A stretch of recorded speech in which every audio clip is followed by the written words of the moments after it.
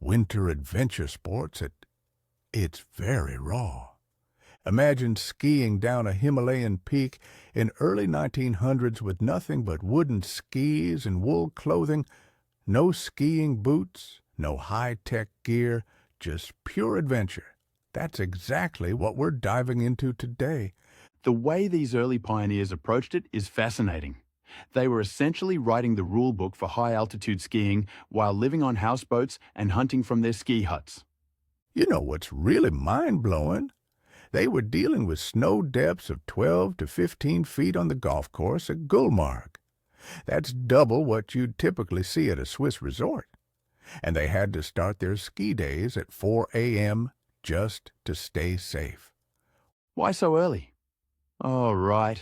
Intense Himalayan sun, right? The snow would transform from perfect powder to dangerous slush in just a few hours. Exactly. And here's where it gets really interesting. They had to become amateur snow scientists just to survive. They learned to read everything from wind slab avalanches to what they called trap crust, that deceptive snow that looks solid but collapses under your weight. The technical challenges they faced on that Shin Mahino expedition at 15,113 feet must have been incredible. Starting by moonlight, dealing with collapsing snow bridges. Oh man, and imagine reaching that summit and seeing those legendary peaks spread out before you, Nanga Parbat, Haramuk, Kolahoy. But you know what's really crazy? They couldn't even reach the final 100 feet because it was too dangerous without proper equipment. So how did they manage the descent? That must have been quite the adventure. Well, they actually covered the first 2,000 feet in just 12 minutes on what they called telemark crust snow.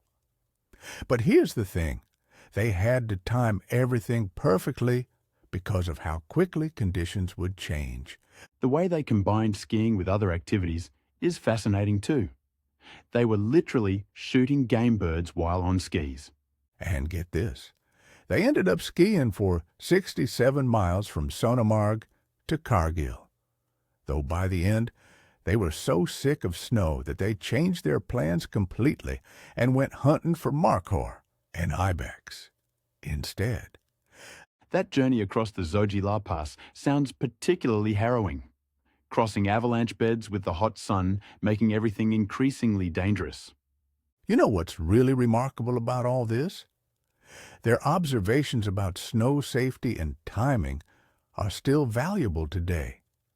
They figured out exactly how different slope orientations would behave throughout the day, how the angle of the sun would affect the snow, all without modern technology or weather forecasting. The scale of everything in the Himalayas must have been overwhelming. They mention how avalanches there were on a completely different level from Europe. That's right. Even relatively flat slopes could be dangerous because massive slides could come from thousands of feet above. And remember, they had no avalanche beacons, no rescue teams, no helicopter evacuation options. Looking at modern skiing today, it's almost hard to imagine taking on these challenges with such basic equipment. And yet, they did it with such enthusiasm. They were still finding ways to ski in June, timing their runs for sunset and arriving back at camp with the last light, though they note that early morning would have been even better if they'd had the energy. Well, their legacy really opened up these mountains for future generations of skiers, didn't it? That's exactly right. They weren't just exploring these mountains geographically. They were mapping out the boundaries of what was possible for human adventure.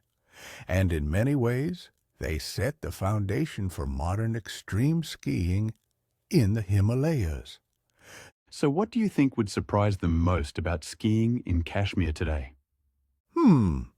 Probably how much easier the logistics have become. But you know what? I bet they'd be amazed to see that their basic observations about snow conditions and timing are still fundamentally true. The mountains haven't changed. We've just found better ways to navigate them.